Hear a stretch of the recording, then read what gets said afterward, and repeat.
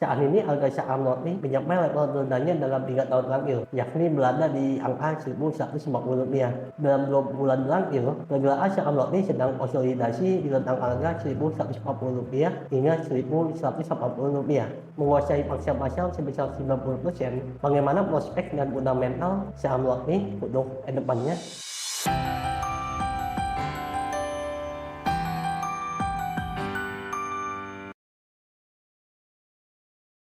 Halo semuanya, kembali bersama saya David Jaya di channel Pipeline Investasi. Pada kesempatan kali ini saya akan membahas fundamental dari emiten PT Nippon Indosari Holdco dengan kondisi Amropi. Untuk memilih Amropi ini dikendalikan oleh PT Indo Makmur Internasional yang di Bursa Efek Indonesia itu kode sahamnya DNFP, yang merupakan perusahaan investasi yang fokus utamanya pada industri konsumen dan retail di Indonesia. Memegang saham mengendali perusahaan tersebut adalah PT Mega Elara Arja yang dikendalikan oleh Gus Salim, dan perusahaan pengendali lainnya ya untuk saham Rotimi ini adalah Bonlife Investment Limited yang posisi pemilikannya sebesar 22,6%.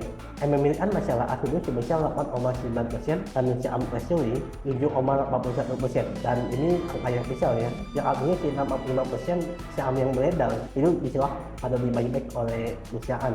Meskipun nanti dalam jangka waktu tertentu harus dilepas lagi ya. Penamanan Rotimi turun tipis sebesar 0,47% menjadi 2,83 triliun dari yang sebelumnya 2,86 triliun.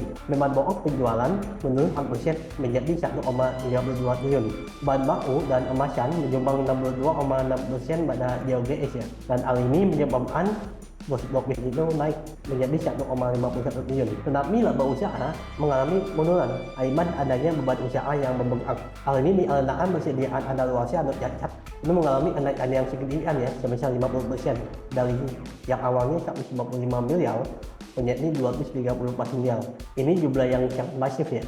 Dan menurut manajemen, hal ini disebabkan karena bencana seperti banjir yang mengganggu aktivitas distribusi ya. Sedangkan Rotimi sendiri usianya itu pendek sehingga cepat ada luasnya. Dan selain itu, menurut mereka pada bulan puasa konsumsi dari Rotimi itu berulang ya. Sehingga laba bersih dari Rotimi ini selama 9 bulan pertama tahun 2023 turun sebesar 12,54% secara year-on-year menjadi 229,93 miliar rupiah. Kalau dilihat secara lebih detail ya, secara kuartalan, penjualan sari Rotimi ini naik 14,8% ya sebenarnya secara kuartal on kuartal, dan laba bersihnya itu naik 59,8%, dan margin laba bersihnya juga mengalami kenaikan 3,1% ya menjadi 11% dibandingkan kuartal sebelumnya. Untuk penjualan dalam produk, roti tawar itu sebesar 54%, roti manis itu sebesar 34%, kue dan lainnya itu sebesar 8%. Berdasarkan timbalan outlet per anal distribusi ya, modern rate itu sebesar 49% dan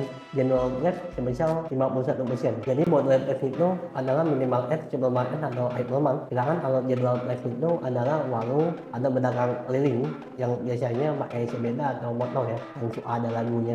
Dan ternyata penjualan antara modern rate dan general rate itu relatif seimbang ya, 49% dan 51%. Kalau melihat histori melanjutnya, ekuitas dari Rotimi ini berulang ya, karena dividend payout ratio yang dalam 3 tahun terakhir itu lebih besar daripada laba bersihnya. Mengakibatkan rasio BBB-nya itu mengalami kenaikan meski harga sahamnya turun. Dan kalau melihat rata-rata margin laba usaha dan margin laba bersih dalam 3 tahun terakhir itu lebih tinggi ya apabila dibandingkan dengan 4 tahun sebelumnya. Dan untuk harga gandum sendiri ya, seperti yang telah dimention sebelumnya, bahwa bahan baku dan emasan itu menyumbang 62,2% dari COGS, dan secara year to date bahwa harga gandum ini turun 12,82 US dollar per barrel ya, atau turun sekitar 2,04%.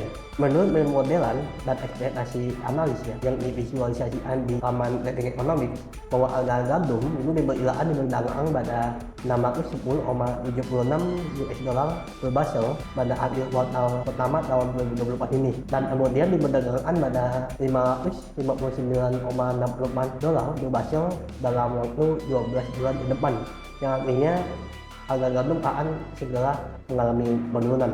Dan hal ini masuk akal ya, mengingat dari Rusia sendiri yang memproduksi gandum itu membludak, dan juga di negara Australia dan Kanada yang sedang panen raya ya. Dan bahkan persediaan gandum secara global itu menyentuh level tertingginya ya sepanjang masa, yakni sebesar 51 juta ton. Dan hal ini Indonesia kabar baik ya untuk perusahaan seperti Roti ini. Secara historis, penurunan harga gandum yang mencapai level 400 US dollar per basel ya, itu benar terjadi pada tahun 2012 hingga tahun 2016. Pada saat itu, saham Roti yang baru IPO dari tahun 2010 itu menghasilkan gross profit margin di kisaran 46 hingga 53%. Proyeksi saya pada tahun 2024, karena mengingat manajemennya itu mengatakan bahwa utilisasi lab untuk pabriknya ya, yang selama ini baru berjalan di sekitar 55 hingga 60%, akan mencapai 80% ya dari kapasitas produksi pabrik-pabriknya ini 5,1 juta potong roti per hari. Jadi saat ini dengan utilisasi baru 55 hingga 60%, baru memproduksi sekitar 3 juta potong per hari. Dan berdasarkan proyeksi dari manajemen, kapasitas produksi dari pabrik-pabrik yang berada ini mumpuni hingga tahun 2025 ya. Dan selain itu, indeks daya konsumen pada Desember tahun 2023 itu sebesar 123,8, dan angka ini lebih tinggi dibandingkan pada bulan sebelumnya ya, yang sebesar 123,6. Artinya bahwa konsumen yakin ya dengan kondisi ekonomi Indonesia untuk kedepannya ya di angka 100. Oleh sebab itu saya memproyeksikan Roti mampu menembus angka 4 triliun rupiah ya untuk pendapatannya. Hal ini cukup wajar mengingat pada tahun 2022 pun capaian pendapatan dari Roti ini hampir mencapai 4 triliun ya, dengan net profit margin yang hampir sama dengan tahun ini sebesar 8%. Bersih yang diproyeksikan itu di sekitar 320 miliar dengan earning per share sebesar 52 rupiah. Ini merupakan proyeksi yang pesimis dari saya ya, karena bila kita melihat pada tahun 2022 pendapatan dari Roti ini hampir menembus angka 4 triliun rupiah, dan angka 4 triliun rupiah ini sudah menjadi semacam bare minimum ya pada capaian tahun 2024 nanti. Dan bila kita bandingkan dengan beberapa forecast atau proyeksi para analis, mereka memproyeksikan pendapatan dari Roti ini pada tahun 2024 di kisaran 4,3 triliun rupiah dengan laba bersih di kisaran 430 miliar rupiah. Dan balik lagi pada proyeksi bisa ya, laba harga wajarnya dengan menggunakan relatif PE ratio dalam 10 tahun terakhir, maka didapatkan harga wajar sebesar 1.660 rupiah. Dan angka PE ratio yang premium ini sangat dimaklumi ya, seperti yang telah diandalkan di awal bahwa saham Roti ini penguasa maksimum pasar sebesar 90% di kategorinya. Dan hal ini ditambah lagi dengan PA termasuk dalam saham consumer yang non cyclical ya. Dan Roti juga memiliki jaringan distribusi yang sangat baik, sehingga apabila ada calon kompetitor yang ingin bersaing, ini akan sedikit kesulitan menghadapi economic growth yang sudah dibangun oleh Roti ini. Dan secara opini pribadi saja, saya menemukan ada 3 hal yang harus dipertimbangkan apabila teman-teman ingin masuk atau membeli saham Roti ini. Yang pertama adalah bagian dari dividennya, dan dari bagian dividen ini kalian dalam 3 tahun belakangan ya, itu dividen by on ratio-nya selalu di atas 100%. Dividennya lebih besar dibandingkan dengan laba bersihnya, sehingga hal ini menurunkan ekuitas yang dimiliki oleh Roti. Dan saya tidak tahu ya apa yang direncanakan oleh pengendali dari saham Roti ini. Maka mereka ada parameter tertentu atau perjanjian tertentu harus menghasilkan dividen sekian ya setiap tahunnya. Dan bila saya proyeksikan ya, misalnya dengan harga saham ini 1.150, maka dividen yang didapat itu di sekitar 5,2%. Dan angka dividen ini bisa dibilang buat hal yang berlebihan ya, mengingat bahwa 3 tahun sebelumnya yang lebih bersih tadi itu melebihi dari laba bersihnya. Lalu poin yang kedua adalah adanya kompetitor dari brand Roti. Mungkin teman-teman sudah mengetahui brand kompetitor yang dimaksud ya.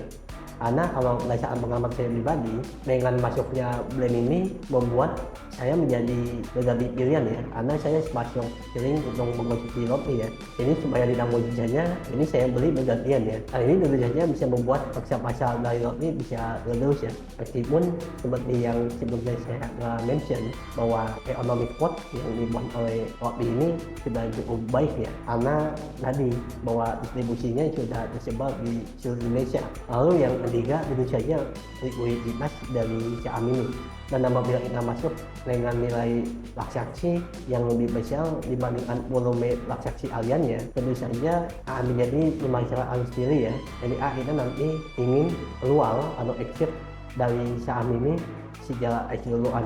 Dan sebagai catatan penting untuk mengerti bahwa seharusnya mereka dapat menekan beban usahanya ya. Seperti yang di awal tadi di-mention bahwa pada bagian persediaan yang ada luasnya dan cacat itu diminimalisir lagi, dan seharusnya manajemen dari Roti sudah pasti bisa belajar ya bagaimana membuat semacam pemodelan mengenai supply dan demand ya, dan bagaimana cara pencegahannya ya apabila terjadi banjir dan sebagainya ya. Video mengenai aspek saham Roti pada tahun 2024 semoga bermanfaat bagi kita semua. Bye.